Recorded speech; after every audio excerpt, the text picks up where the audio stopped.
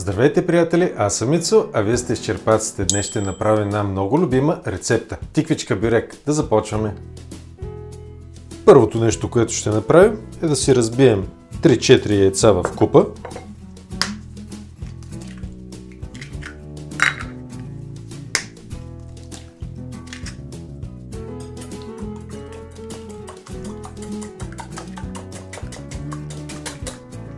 До тук нищо сложно.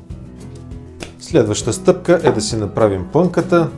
Избор на сирене е твърдо, проверете дали е много солено, ако е, обесолете го. А аз предварително нарязах на ситно обелен домат, за да може да се изцеди. Как процедираме? Слагаме сиренето в купа, натрушаваме го, в случая с вилица. Време е да овкусим. Малко черен пипер.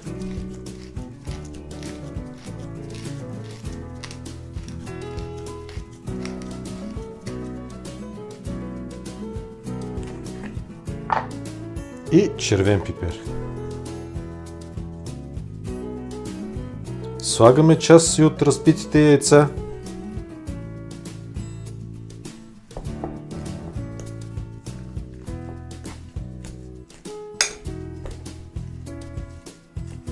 Ако сложите цяло яйце, има голяма вероятност плънката да стане твърде рядка.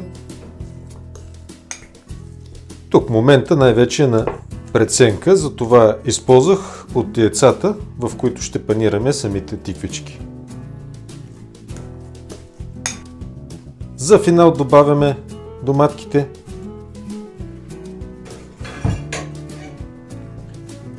Разбъркваме и сме готови с плънката.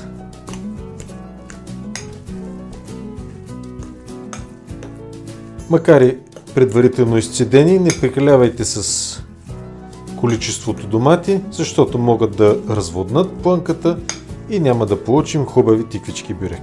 С тази задача сме напълно готови и е време да си подготвим тиквичките. Измити, добре подсушени, няма да ги белим. Как ги режем? По диагонал и дебелина близо половин сантиметър. Време е да се прехвърлим на котлона. Това, което ще направим, е да изпържим тиквичките до златисто, но няма да ги докарваме до пълна кулинарна готовност, защото ще станат много меки и ще ни е трудно да оформим нашите бюреци.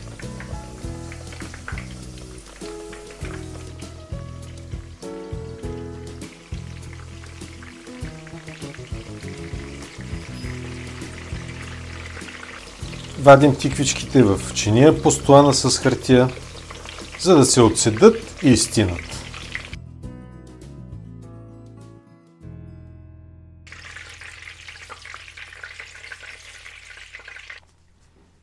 Време е да оформим нашите бюреци. Слагаме плънка, не прекалявайте с нейното количество, трябва да се усеща, но не бива да е примерно пръст 2 дебелина, защото няма да се получи хубав резултата. Притискаме с втора тиквичка и основното оформление ни е напълно готово. Така процедираме и с останалите, като гледаме горе-долу да подбираме еднакви тиквички, защото няма как всичките да са с еднакъв размер. Ще има по-малки, по-големи, по-къси, по-тесни. Гледаме колкото е възможно да ги подберем. А ако имате примерно леко скъсани или ъгълчета, които са малки, все пак не е хубаво да се хвърля храна, може да сложите по 2 парченца от едната страна.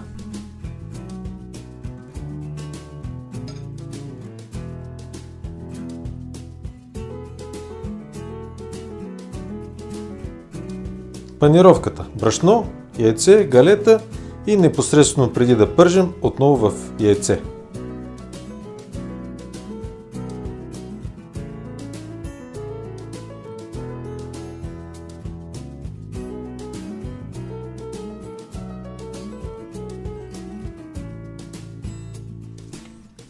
Пиреците ни са готови вече за пържене. Загрята мазнина, както казахме, завършваме панировката на яйце непосредствено преди пържене.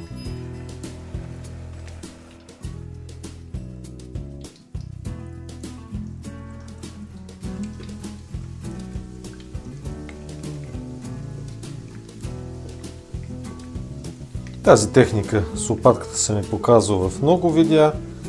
Изключително полезна е, когато пържите неща, които са панирани, като чушка бюрек, кашкавал пане, тиквичка бюрек.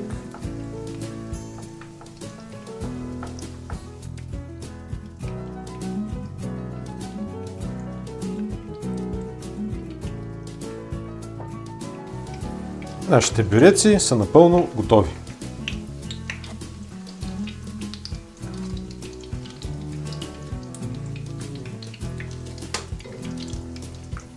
Вадим ги в чиния с хартия, за да отнеме мазнината.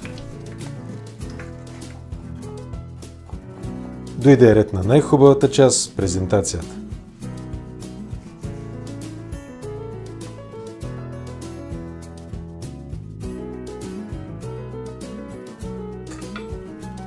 Слагаме си една купичка с кисело мляко. По желание можем да добавим и нарязан копър.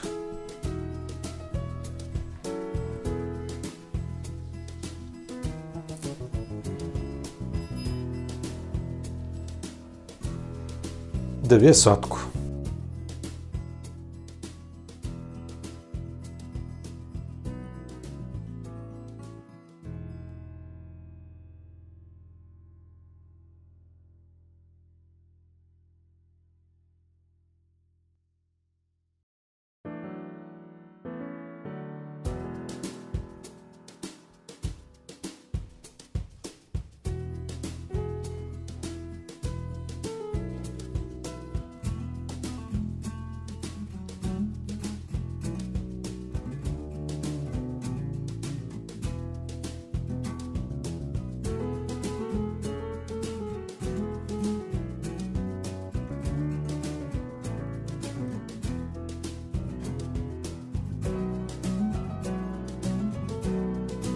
Ако рецептата ви е харесала, абонирайте се за канала, дайте един лайк и до нови срещи!